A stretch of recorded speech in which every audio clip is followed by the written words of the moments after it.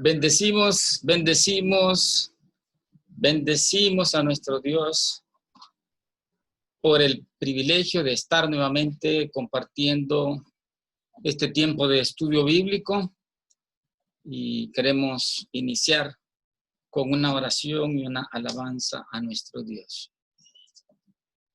Padre, te damos gracias por la bendición de reunirnos en forma virtual con nuestros hermanos para estudiar tu palabra. Te agradecemos por tu protección, por tus misericordias, por tus bendiciones, porque en medio de la pandemia nos estás sosteniendo. Oh Señor, revélate a cada uno de nuestros corazones, que sea un tiempo verdaderamente en tu presencia. En el nombre de Jesús.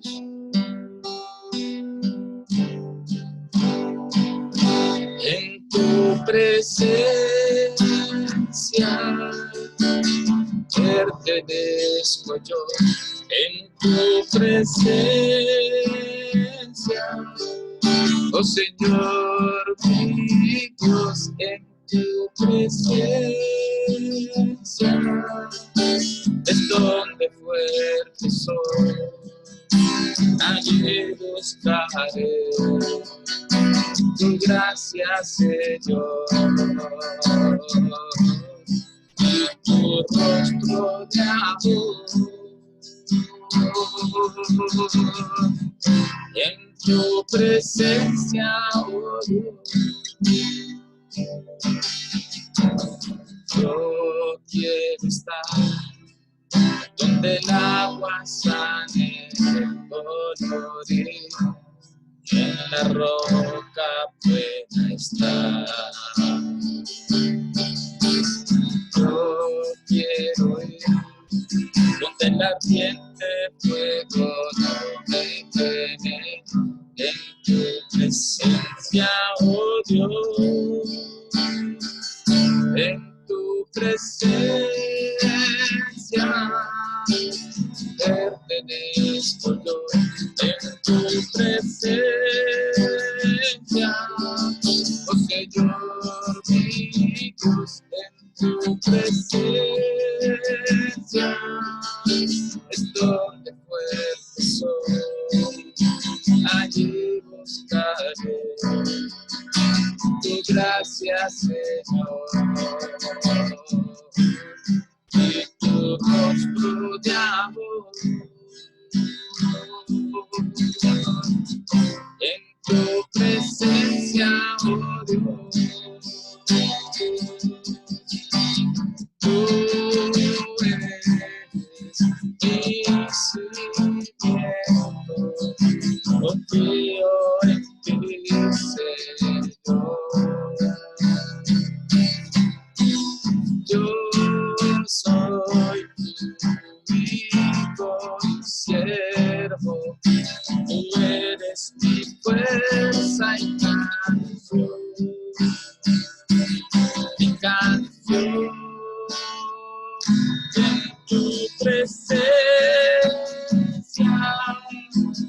pertenezco yo, en tu presencia,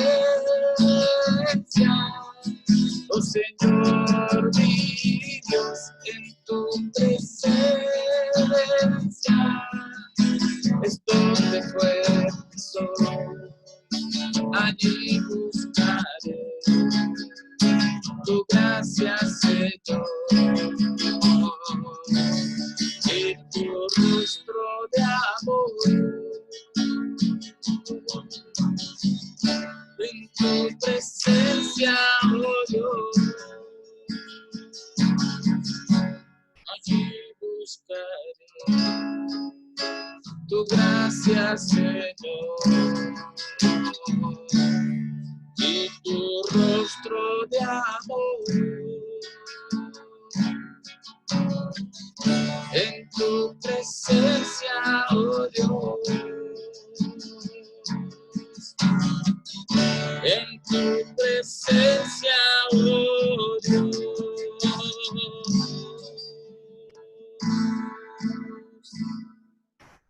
Amén. Bueno, en este estudio precisamente vamos a hablar de quién es Dios. Y es tremendo el pensar en nuestro Dios, como pudiéramos, dicen los teólogos, los estudiosos de la palabra de Dios, cómo estudiar a Dios si somos tan pequeños, tan finitos, tan pues carentes de entendimiento, ¿verdad?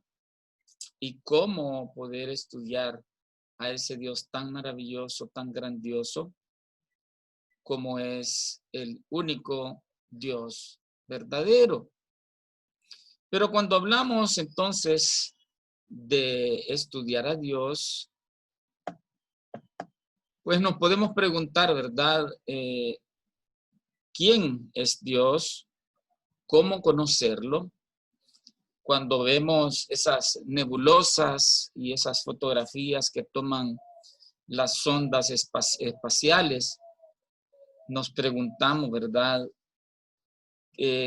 ¿Cómo es Dios? ¿Qué tan grande y maravilloso es nuestro Dios? Y imagínense esas constelaciones que tienen la forma de un ojo, o esta que encontró el hermano Luis Giglio en una de las fotografías que ha tomado el Hubble, que es un telescopio, ¿verdad? El más avanzado que hay, que tiene la forma de la cruz del Señor Jesucristo.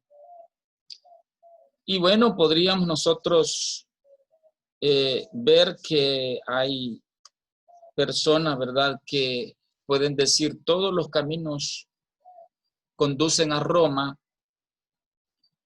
y pues el refrán romano, ¿verdad?, dice que todos los caminos llevan a Roma, y dice un comentarista, porque todo el sistema de caminos romanos, y se construyeron más de 400 vías, unos 85,000 kilómetros, para comunicar la capital con las provincias más alejadas, terminaban en Roma. Uno podía empezar el viaje en un camino romano en el noroeste de África y terminar en Roma. Mire, ahí está el mapa donde se nos muestran todas esas vías romanas. Los romanos fueron los primeros que estudiaron la manera de crear calzadas que resistieran al tiempo, al agua y la erosión de una manera realmente eficiente. Este hecho llevó al imperio a construir una enorme red de vías para poder comunicar todo aquel territorio que habían conseguido dominar a sangre y espada. Este dicho indica entonces la posibilidad de conseguir el mismo objetivo por caminos distintos. Expresa una idea de conformidad y entendimiento a lo que es lo mismo. Para cada problema planteado se pueden encontrar diversos caminos que conducen a una solución y que pues se diría la misma solución. Pero realmente no hay tal cosa como todos los caminos conducen a Roma cuando hablamos de conocer a Dios. O poder decir todas las religiones buscan el mismo fin, dicen muchos. Todas las religiones conducen a Dios, y es en realidad por ignorancia de la verdad y de haber sido afectados por el pecado. La Confesión de Fe de Westminster dice: solo hay un Dios vivo y verdadero, quien es infinito en su ser y perfección, espíritu purísimo, invisible, sin cuerpo, sin miembros ni pasiones, incambiable, inconmensurable, eterno, incomprensible, todopoderoso, sumamente sabio, sumamente santo, sumamente libre, absoluto hasta lo sumo, quien hace todas las cosas de acuerdo con el consejo de su propia, incambiable y justísima voluntad y para su propia gloria, sumamente amoroso, dadivoso, compasivo, paciente, abundante en bondad y verdad, perdonador de la iniquidad, la transgresión y el pecado, galardonador de todos los que le buscan con empeño, no obstante sumamente justo, y terrible en sus juicios, quien odia todo pecado y quien de ninguna manera dará por inocente al culpable. Entonces, estos hermanos que hace mucho tiempo, imagínense, en 1647, se reunieron para declarar una confesión de su fe, de lo que resumía su fe, y al respecto de Dios, entonces hablan ellos esto, y que por cierto se considera que es una de las confesiones de fe más completas y profundas que hay, que se han escrito en la historia. Entonces, qué tremendo es meditar en Dios y cuán faltos nos encontramos para describirlo, ¿verdad? Como dice ese canto, no existen palabras adecuadas para describir a nuestro Dios. Entonces, cuando hablamos del conocimiento de Dios, pues nos vemos como, imagínense, una pulguita en medio de un universo tan grande, porque dice la Biblia que los cielos de los cielos no pueden contener al Señor. Ahora, no existe ninguna posibilidad de que un inconverso, por erudito o religioso que sea, llegue a conocer a Dios a través de su sabiduría.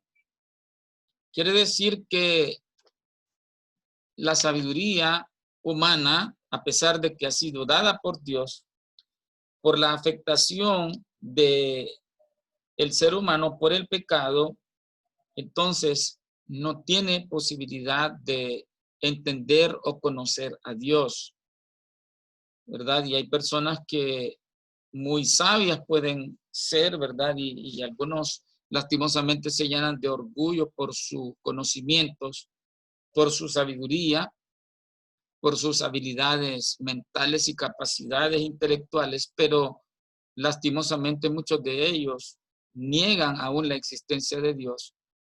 Pero entonces es esta declaración, ¿verdad?, tan importante, que no hay posibilidad de que una persona que no conoce a Dios, un inconverso es alguien que no se ha convertido, que no ha recibido a Cristo en su corazón, que no ha nacido de nuevo por la fe y por gracia.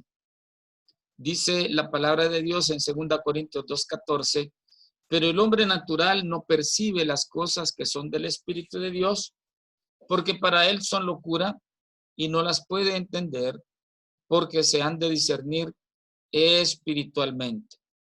Quiere decir que una persona que tiene muerto su espíritu en cuanto a las cosas de Dios, no puede percibir esas cosas del Espíritu de Dios, la palabra de Dios, el conocimiento de Dios, una relación verdadera con Dios, porque pues para él, dice, son locura, no hay comprensión de esas cosas, porque se requiere que haya un discernimiento espiritual que solamente lo tiene una persona que está viva espiritualmente.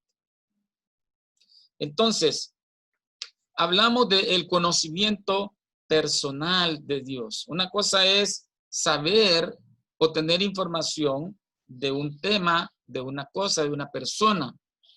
Y cuando nos referimos a Dios, podemos decir cuán importante es conocer personalmente a Dios, como decía un niño, ¿verdad? Que estaba en un lugar platicando con otros niños, porque les oía decir, uno decía, yo conozco al alcalde, mi papá es amigo del alcalde, y otro decía, mi papá es amigo del presidente, pero él les dijo, mi papá es amigo de Dios. Y imagínense, ¿quién más importante o más grande que Dios? Pero qué privilegio poder conocer a Dios de manera personal y tener una comunión con Él. Decía el Señor Jesucristo en Mateo 11:27, todas las cosas me fueron entregadas por mi Padre, y nadie conoce al Hijo sino el Padre, ni al Padre conoce alguno sino el Hijo, y aquel a quien el Hijo lo quiera revelar. Imagínense, el Señor Jesucristo dice, todas las cosas me han sido entregadas por el Padre, y entonces Él tenía esa autoridad para dar a conocer al Padre, porque dice, el Hijo, aquel a quien el Hijo lo quiera revelar es que puede conocer al Padre.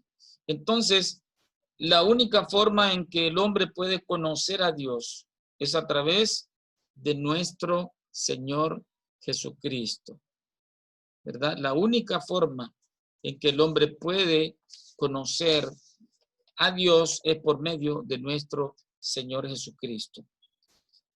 Primera Timoteo 2:5 dice, porque hay un solo Dios y un solo mediador entre Dios y los hombres, Jesucristo hombre. Y esto es categórico y claro en el caso de que nosotros queramos encontrar una excusa o una objeción, o como lo hemos dicho en una forma de broma, ¿verdad? ¿Cómo es posible que haya un puente para pasar por el puente? No hay tal cosa como un puente para pasar un puente, ¿verdad? Un puente para llegar a otro puente, sino que es solamente un puente. Solo hay un puente y Jesucristo es el puente. Y agradó a Dios entonces, en su propósito eterno, escoger y ordenar al Señor Jesucristo, su unigénito Hijo, de acuerdo al pacto en el cual habían entrado para que fuese el mediador entre Dios y los hombres. Y repetimos entonces, aquí dice la palabra del Señor que solamente hay un mediador y no dice hay mediador del mediador, sino que dice un solo mediador entre Dios y los hombres, Jesucristo hombre. O sea que Él, con su vida, muerte, resurrección, su testimonio de haber sido Dios entre los hombres, pagó ese derecho para que nosotros podamos acercarnos a Dios, acercarnos al Padre. Entonces, así decía, ¿verdad? Cristo, que nadie conoce al Padre sino el Hijo y aquel a quien el Hijo lo quiera revelar. El conocimiento de la gloria de Dios es realizado a través de la iluminación de nuestro entendimiento, a fin de que comprendamos las cosas de Dios, quitándonos el corazón de piedra y dándonos uno de carne, como dice la palabra del Señor. Entonces, dice en Ezequiel 36, versículo 26, os daré corazón nuevo y pondré espíritu nuevo dentro de vosotros y quitaré de vuestra carne el corazón de piedra y os daré un corazón de carne. Entonces, Dios alumbra nuestro entendimiento, así nos da el conocimiento espiritual necesario, quita nuestro corazón de piedra, nos da un corazón nuevo. Imagínense, desde el tiempo de Ezequiel, muchísimos años antes de la venida del Señor Jesucristo, ya este profeta hablaba de ese nuevo pacto y esa obra milagrosa que Dios iba a hacer para transformar nuestra vida y darnos ese corazón nuevo, ese corazón de carne, o sea, sensible, cambiado por el corazón insensible, malagradecido, que no busca a Dios, que no quiere nada con Dios, que rechaza a Dios, aún que niega a Dios. Y entonces el Señor nos concede, ¿verdad?, ese nuevo corazón para poder conocerle. Cuando la resistencia del corazón orgulloso de piedra ha sido vencida, Dios revela en forma irresistible y gloriosa.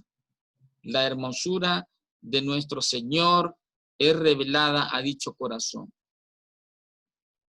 Y sin mediar mérito alguno, la luz del conocimiento de la gloria, grandeza y esplendor divino ilumina el corazón para que, habiendo nacido de nuevo, la persona pueda arrepentirse, creer en el Señor y adorarle en espíritu y en verdad.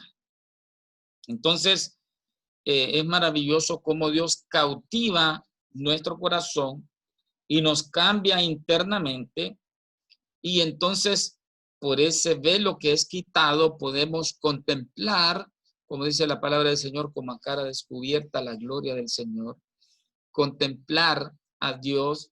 Y qué lindo es cuando escuchamos el testimonio de muchas personas, ¿verdad? En su conversión, que dicen: la vida después que Cristo entró en mi corazón, después que conocí verdaderamente a Dios, la vi desde otro punto de vista.